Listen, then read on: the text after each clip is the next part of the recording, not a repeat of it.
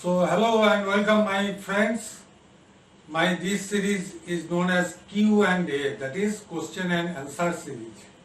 The question and answer series is for the students mainly who are going to appear in first year and second year exam this year. So I have some suggestive question including answer that I going to deliver before you. These questions are obviously in English and answer are obviously you have to write in English. So this is as well as English lecture, it is as well as Hindi lecture, and this is as well as a Bengali lecture. So this is the second language chapter, I think. My video is the second video on this question and answer series. The aspirants of job aspirants, you should follow the job aspirants and the students, because many university students, many faculty students and many other institutions students that I have, and so for them all I did a common question bank. So this is the clinical biochemistry 2. Clinical biochemistry 2, that means that it is for second year, not obviously for second year. Some question may come from the first year chapter, or may from this chapter first year students have to answer there. So there are mainly 4-part questions. I divided in 4 parts. 4 parts, that is part 1, which is you have to answer 10 questions, each carrying 1 mark, that is 10 marks total. Part 2 is, there are many options, like 14-15 options they are there. Part 2 chapter, there is 10 questions you have to attend, all question answer carrying 2 marks, that is 20. That means total 10 plus 20 is 30 marks. The third chapter, that is part 3, you have to answer 5 questions there, each carrying 5 marks, so 5 into 5, that is 25, 30 plus 25, that is 55. Rest of the 45 marks, that you have to answer are broad questions. Broad questions means there are each question carrying 15 marks. So you have to answer there 3 questions and 45 marks from there. Now the first part 1 question, that is carrying 1 marks, are 1 line or say 1 word answer. Part 2 is mainly based on the definitions, but if they are asking the definition, like the PUFA, if you say that only the PUFA, meaning of the PUFA, that do not satisfy the examiner. So you have to put there the sufficient information that you have, and like that you have to jump like that, and mainly focus on the laboratory science. As you are a laboratory personnel, you have to focus on the laboratory methods and laboratory findings. Like कोई अगर disease का बारे में बोलता है तो आपका laboratory में क्या मिलने वाला है, उसका सिम्टम पेट दर्द है ना माथा दर्द है, उससे आपको बहुत ज्यादा मतलब नहीं है. मतलब है आपका लेबोरेटरी फाइंडिंग्स क्या होना चाहिए, इस पर आपको फोकस होना चाहिए आपको आंसर पर. The third part, that is contents they are asking for the brief. You have to describe a brief subject matter on that topic, and 15 questions obviously are the broad questions. Now the part 1, like that I just suggest you 15 questions. The normal pH of blood. Normal pH of blood, to diminish my video lecture, because this lecture is going to be very long. The first video going say 1 hour.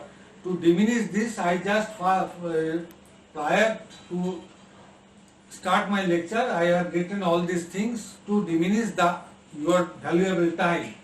And I should just suggest you should comment on this video, and obviously if you want to get the answer from the board, you have to rewind the video many times. आपको अगर इसी से answer लिख लेना है तो आप लिख सकते हैं, लेकिन उसमें आपको वीडियो ज्यादा बार आगे पीछे कर लेना होगा. कोई भी दिक्कत नहीं, आप कुछ भी कर सकते हैं, because it is open to all.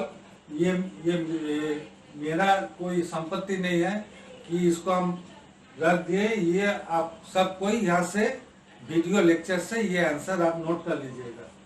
तो normal pH of blood that is 7.35 to 7.45. You can write up to this or say the average that is 7.4.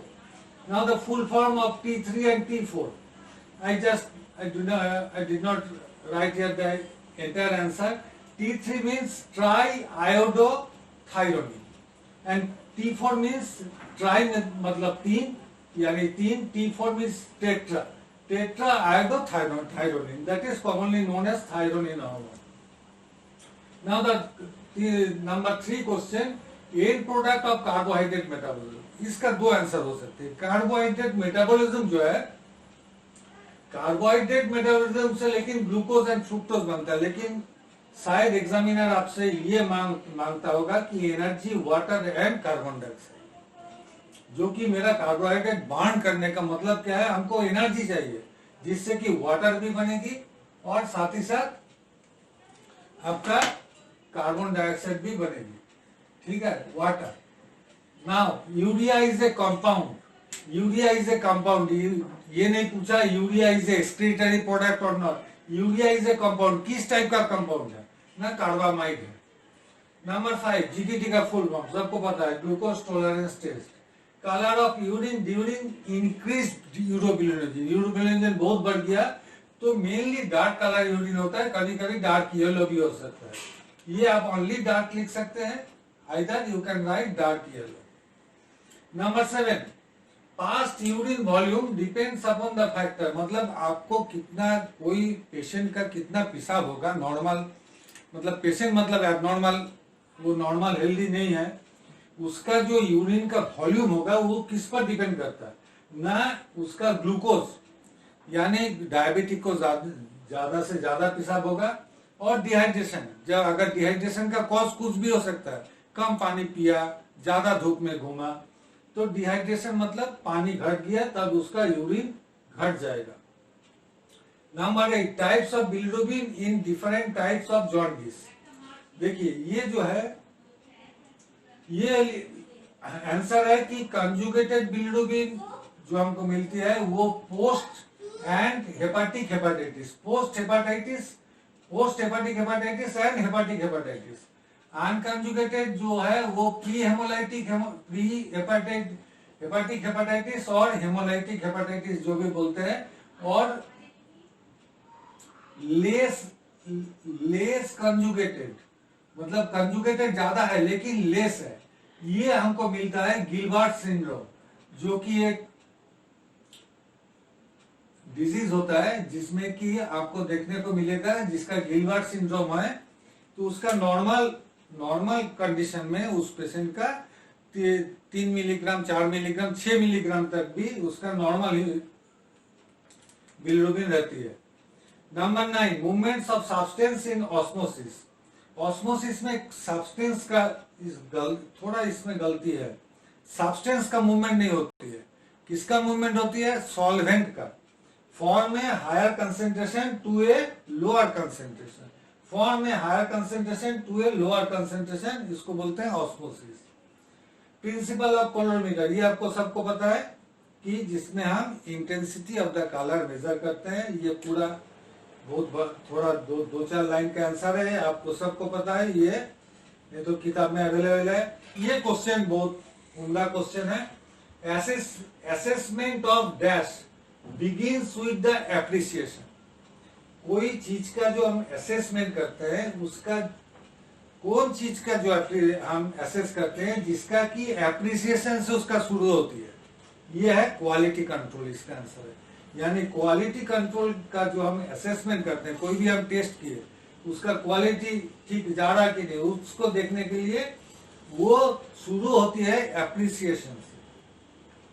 Number 12 potassium dichromate used in glassware cleaning. Answer है blue में, glassware cleaning के लिए use होती है, जबकि खास करके protein deposit हो गया तो इस समय हम potassium dichromate with strong 1% strong acid use करते हैं।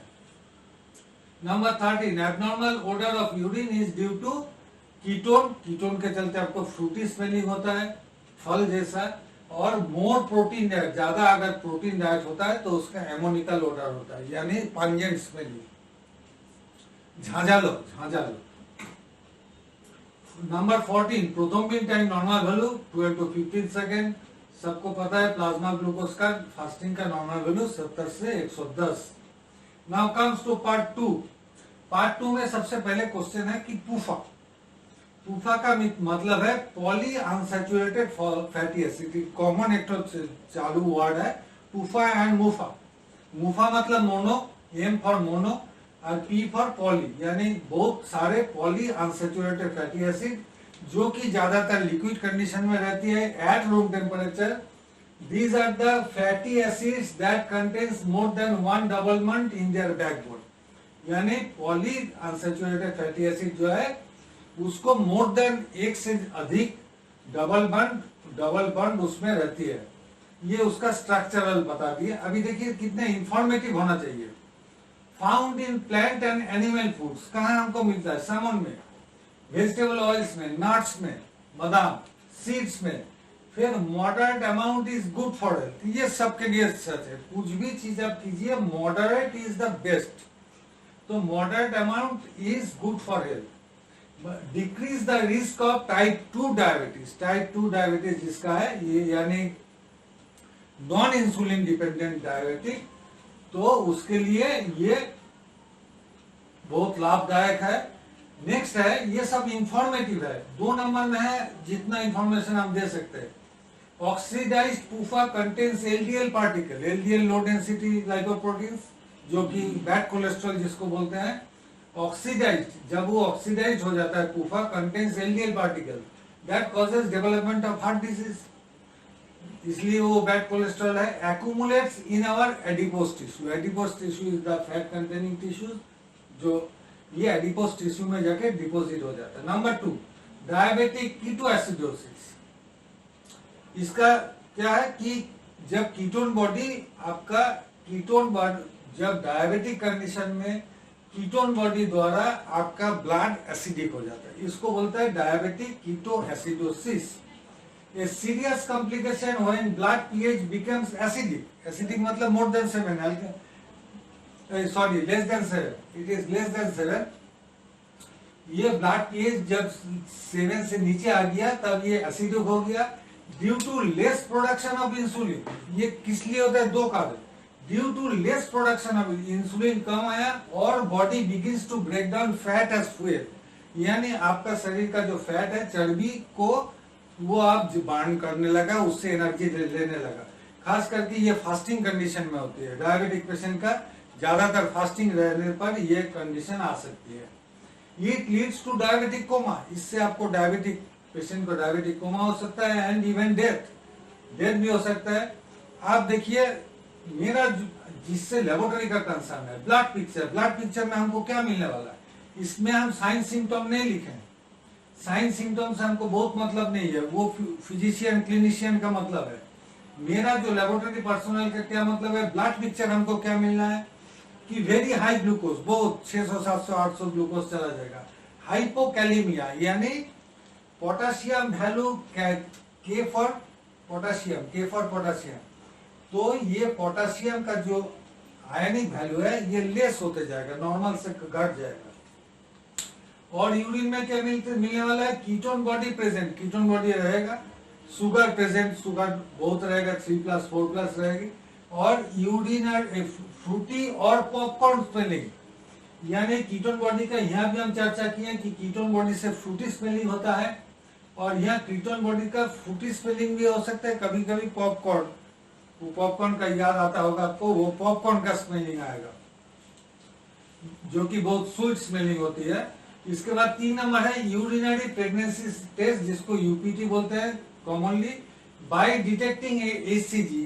तो हम यूरिन में प्रेगनेंसी टेस्ट, हम बहुत बड़े क्लास में ही बताए कि pregnancy test is positive, pregnancy test is negative, ऐसे आपको रिपोर्ट कभी नहीं लिखना है, काहे कि आप प्रेगनेंसी टेस्ट नहीं किए हो, आप किए हो, आप सिर्फ एचसीजी को डिटेक्ट किए हो। तो एचसीजी को अगर आप डिटेक्ट किए हो तो आप एचसीजी का रिपोर्ट लिखो कि whether HCG is present in urine और नॉट, पॉजिटिव और negative.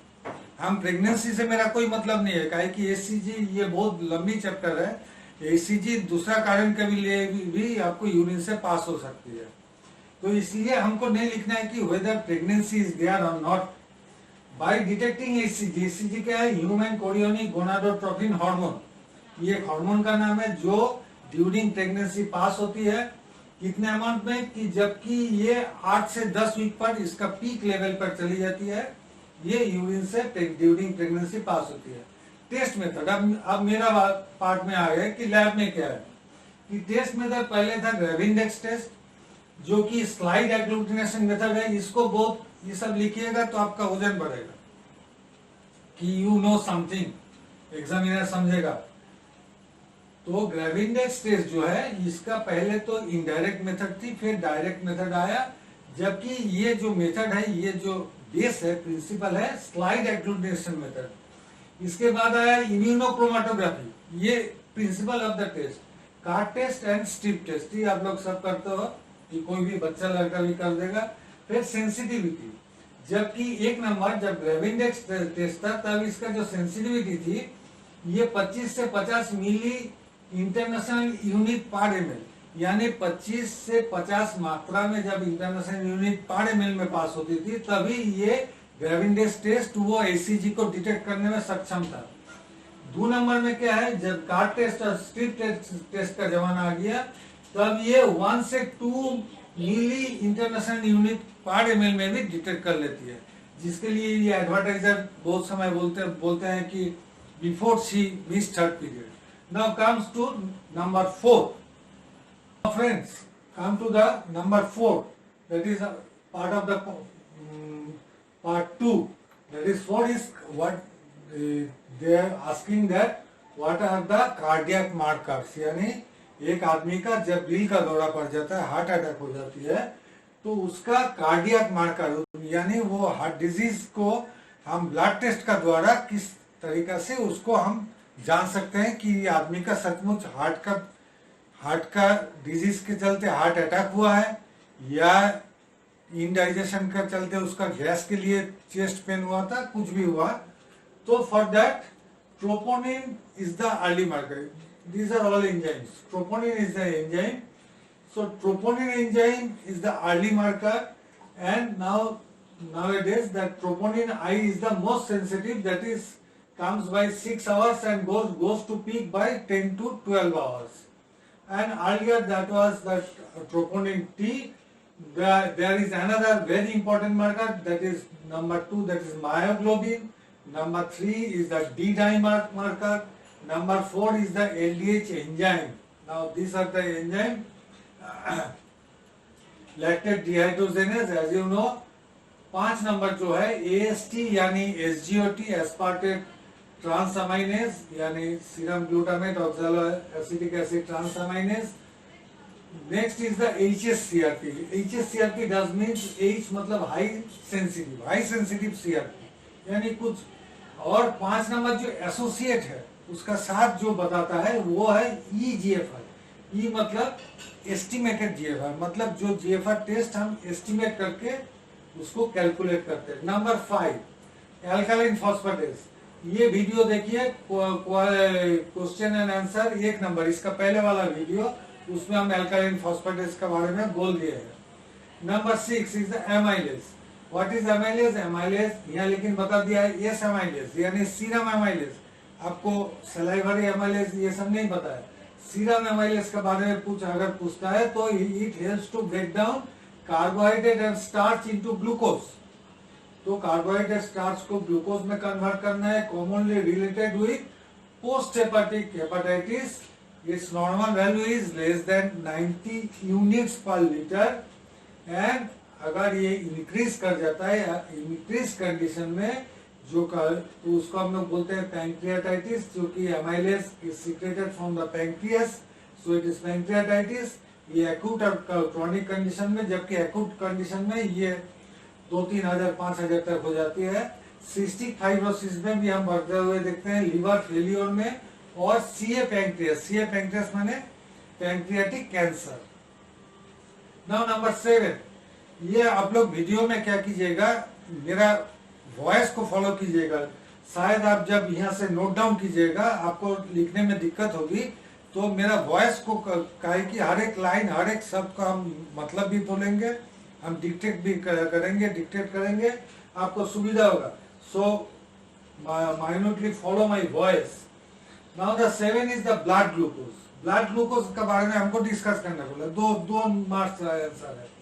It is always greater than the plasma glucose. Blood glucose बोल दिया, ये technically blood glucose is greater than plasma glucose due to glucose content of the red blood cells, यानी RBC का जो glucose उसमें add हो जाती है, इसलिए ब्लड ग्लूकोज, जबकि ब्लड ग्लूकोज का नॉर्मल वैल्यू आ जाता है रैंडम का समान 140, फास्टिंग में उसका नॉर्मल वैल्यू 140 तक कंसीडर करते हैं, जबकि प्लाज्मा ग्लूकोज में हम 70 से 110 कंसीडर करते हैं। ये एस्टिमेट कैसे करते हैं? जो प्लाज्मा ग्लूकोज हम एस्टिमेट करते हैं that is GOD POD method, that is glucose oxidase peroxidase method. ये एक एंजाइमेटिक मेथड है, ये नहीं, आपका reagent is the enzyme and glucose जिसको हम टेस्ट करने जा रहे हैं इज द सबस्ट्रेट।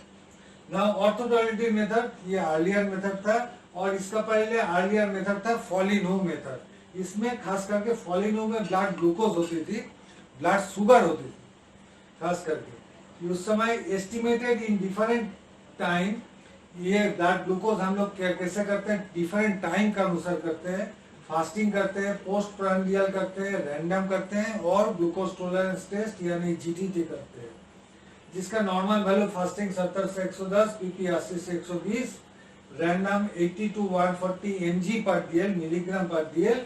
लेकिन हु का गाइडलाइन बता रहा है, देखिए हम फास्टिंग और पीपी को कवर किए, हु का गाइडलाइन बता रहा है कि लेस देन 126 मिलीग्राम पर decilitre is the normal value. वो ये नहीं बताती है, ये नहीं बताती है वेदर इट इज फास्टिंग और पीपी। तो फास्टिंग और पीपी के लिए वो हु का गाइडलाइन है लेस देन 126 होना है। लेकिन एज पर इंडियन गाइडलाइंस कि इंडियन का जो फूड हैबिट्स है, इसका जो मेटाबॉलिक ऑर्डर्स है, ये मेटाबॉलिक ऑर्डर में ये वैल्यू को हम लोग मान्यता देते हैं 70 to 110 and 80 to 120 like that. ये और एक क्वेश्चन आ सकती है कि fasting blood sugar, PP blood sugar, इसमें क्या है, फास्टिंग एट एम्प्टी स्टमक लेना है। एम्प्टी स्टमक किसको बोलते हैं? After 12 hours of last meal, last meal का 12 घंटा बाद जो होती है उस कंडीशन को हम फास्टिंग बताते हैं। पीपी क्या बताते हैं? PP is collected 2 hours after a major meal. ये नहीं हम 2 रोटी खा लिए ब्लड ले लीजिए, मेजर मील पूरा पेट भर के खाना है, उसके बाद ही उसको बोलते हैं पोस्ट प्रांडियल। नेक्स्ट है PP FDS, fasting and PPDS values are nearly same for a normal individual in GTT card. ये बहुत नोट करने वाली बात है, आप जीटीटी कार्ड को नोट कीजिए as per my class guideline. मेरा जो क्लास नोट्स है उसमें भी देखिएगा कि जीटीटी का जो कार्ड है वो नॉर्मल उसी को बताता है जिसका PP comes down to near to the fasting, यानी फास्टिंग वैल्यू का करीब करीब आ जाता है जब, तो इसलिए ये पीपी का 2 घंटा लेने का इसका महत्व भी यहीं पर छिपा हुआ है। Now next question is the 9 number is the glassware cleaning. Glassware cleaning अगर न्यू आर्टिकल आता है, मतलब आप नया खरीदे हैं, तो अब क्या है, सोक ओवरनाइट इन 1% एसिड HNO3 यानी नाइट्रिक एसिड और हाइड्रोक्लोरिक एसिड सॉल्यूशन का है कि उसमें थोड़ा एल्कलाइन ग्रीस दिया हुआ रहता है कि उसका जो फ्रिक्शन होता है, फ्रिक्शन को लेस करने के लिए उसमें हल्का सा एल्कली का ग्रीस दिया जाता है, इसलिए उसको डाइल्यूट करने के लिए हम एसिड का इस्तेमाल करते हैं। नंबर 2, वॉशिंग टैप वाटर, यानी पूरा रात भर भिगा के रखे, उसके बाद टैप वाटर से वॉश किए, wash with detergent 3 number, detergent से साफ किए 4 number, wash in tap water, फिर वाटर से साफ किए, and in distil water also. या डिस्टिल वाटर हम नहीं लिखे हैं, डिस्टिल वाटर नोट कर लीजिएगा। And number 5 then it should be dried. Now regular cleaning हम रोज का इस्तेमाल कर रहे हैं, तब क्या करेंगे, रोज का इस्तेमाल में हम एसिड का दरकार नहीं है, tap water, detergent, distil water, tap water, dry. और अगर देखते हैं कि उसमें प्रोटीन डिपॉजिट हो गया, खास करके आप ESR पिपेट यानी वेस्टर्न ग्रीन पिपेट में देखिएगा एक व्हाइटिश छाप आ जाती है, एक सादा सादा डिपोजिशन होती है, ये डिपोजिशन हटाने के लिए हम एसिड विथ पोटेशियम डाइक्रोमेट को यूज करते हैं। वो इसका आगे वाला आंसर में हम किए हैं, इसलिए यहाँ उतना डिटेल्स नहीं लिखे है। Now the what are the functions of the kidney, number 10, what are the functions of the kidney. Kidney function ही हम पूरा लाइन नहीं लिखे, पूरा लाइन अगर लिखना चाहते हैं आप लिख सकते हैं। Remove waste products from the body, remove drugs from the body, यानी हम जो दवाइयाँ खाते हैं, ये दवाइयाँ का तो फिर काम हो जाने के बाद बाकी का जो बचा हुआ वो क्या करे, वो बॉडी से निकाल देना है। बैलेंस बॉडी फ्लूइड्स यानी वाटर बैलेंस मेंटेन करता है। Release hormones to regulate blood pressure, BP हम लिखे बीपी, यानी ये हार्मोन रिलीज करके ब्लड प्रेशर को रेगुलेट करता है। Produce active form of vitamin D, vitamin D का जो एक्टिव फॉर्म है खास करके कैल्सिट्रॉल, तो उसको प्रोड्यूस करता है। 6 नंबर है regulates ionic balance, ionic balance से क्या बनती है कि पीएच आपका बरकरार रहती है। एंड ऑस्मोलैरिटी, ये ऑस्मोलैरिटी का एक तो चैप्टर हम लाएंगे, ऑस्मोलैरिटी आपको डीप में समझाएंगे। Now the 11 is the function of glomerulus, यानी बोमेंस कैप्सूल में जो नेटवर्क ऑफ द कैपिलरीज होती है उसको हम बोलते हैं ग्लोमेरुलस। ये ग्लोमेरुलस का फंक्शन क्या है कि filter plasma and 2 number regulation of blood pressure, BP लिखे हैं। Lipoproteins, 12 number. It is a biochemical assembly whose primary purpose is to transport hydrophobic lipid, यानी fat molecules in water, as in blood plasma or other extracellular fluids. तो lipoprotein का ये function है। ये special kind of protein called apolipoprotein. इसके बाद देखिएगा एपोलाइपोप्रोटीन का भी टेस्ट होती है, जिसका भी 3 नाम से आती है, एपोलाइपोप्रोटीन ए, बी, ए, सी, उसके बाद अल्फा है। Is embedded in the outer shell, यानी बाहर वाला क्षेत्र में, बाहर का जो कवरिंग है उसमें एपोलाइपोप्रोटीन रहती है। और एग्जांपल्स क्या है, एचडीएल, एक एचडीएल आप जानते हैं high density lipoproteins, LDL low density lipoproteins, VLDL very low density lipoproteins, IDL intermediate lipoproteins and chylomicrons. Now, number 13, principle of orthotoluidine method. Orthotoluidine method अभी बैकडेटेड हो गई, लेकिन आपका जो यूरिन में आप जो ग्लूकोज स्ट्रिप का इस्तेमाल करते हो उसमें हम लोग ऑर्थोटॉलुडीन मेथड का सहारा लेते हैं, एज वेल एज एंजाइम का भी सहारा लेते हैं। तो ऑर्थोटॉलुडीन मेथड में क्या है, द पीएफएफ यानी प्रोटीन फ्री फिल्ट्रेट, यानी ब्लड से पूरा कर रहे हैं तो उसको ब्लड को प्रोटीन का हटाने के लिए हम यहाँ यूज करते हैं blood plus 10% trichloro acetic acid, TCA।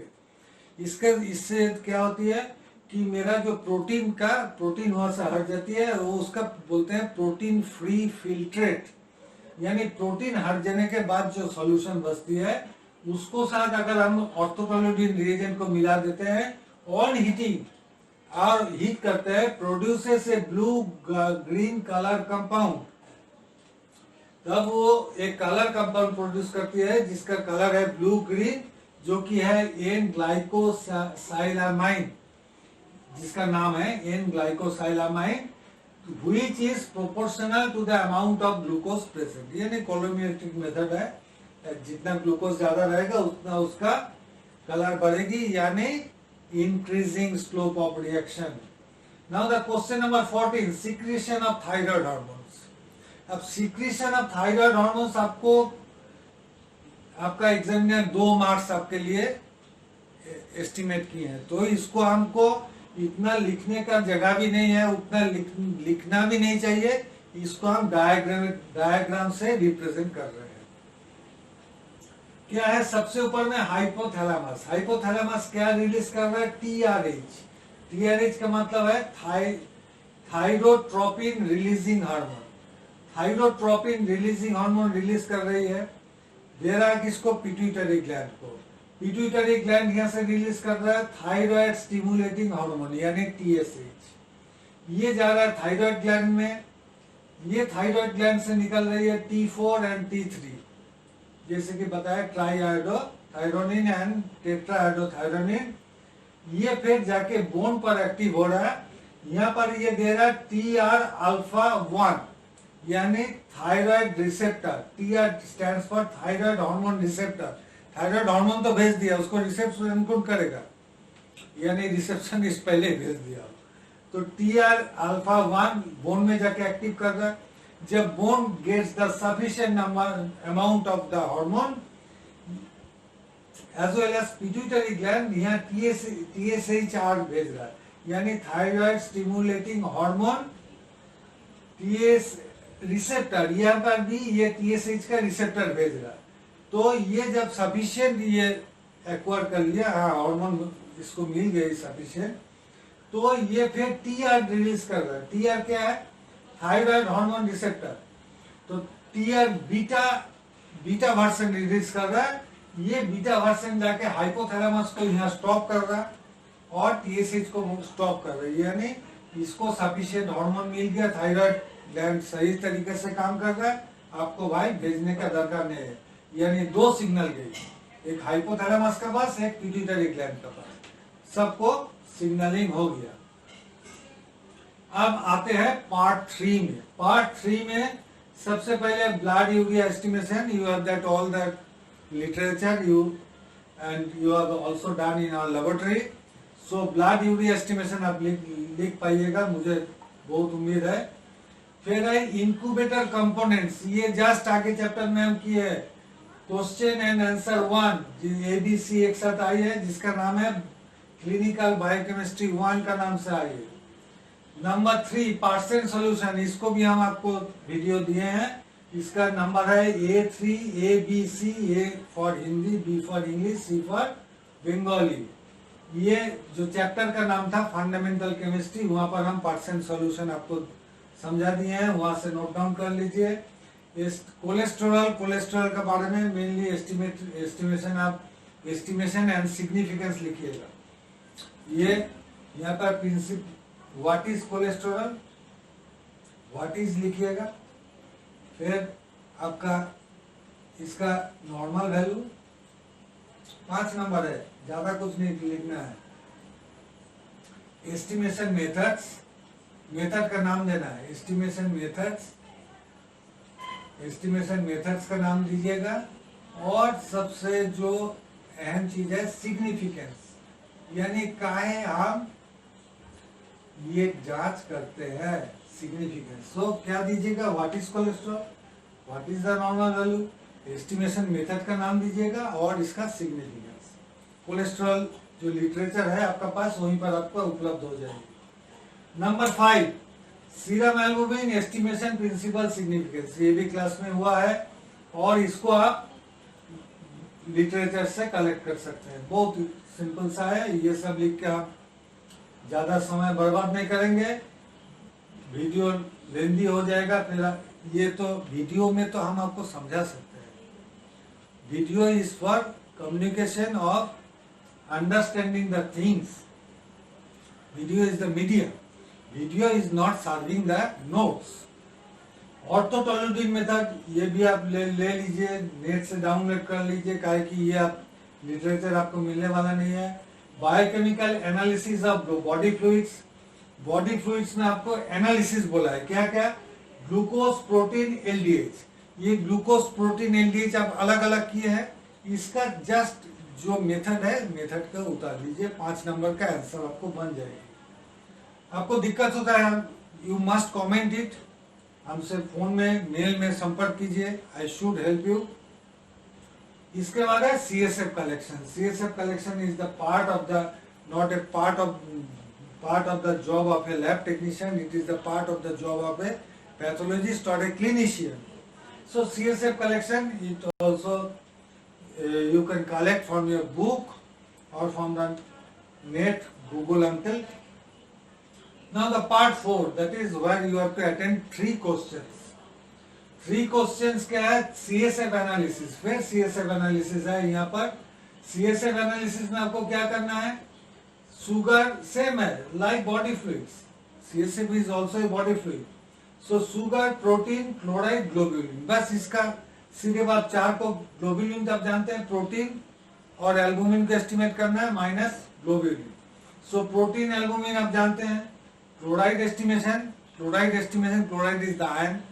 So chloride estimation by the electrolyte machine and sugar by GODPT method. Okay. Now 2 number जो है TLC जिसको बोलते हैं, not total leucocyte count, it is thin liquid chromatography. ये video lecture में संभव नहीं है, ये बाद में हम क्लास में कराएंगे, नहीं तो you can collect note from me. 3 number है gel filtration chromatography. It is also a long chapter. इसका जस्ट हम कोशिश करेंगे आगे वीडियो में, जब इसका बारे में आएगा तब तो हम जरूर वीडियो में बताएंगे. तब इसका तो अभी तो समय नहीं हुआ. मेरा वीडियो का लंबा सीरीज है, 2000 वीडियो का सीरीज है. अभी तक तो हम 50 भी नहीं बना पाए हैं. नेक्स्ट है number 4 is serum electrolytes estimation. ये आप इलेक्ट्रोलाइट जो भी लैब में करते हैं वहां से कलेक्ट कर सकते हैं, उसका लिटरेचर से आपको बन जाएगी.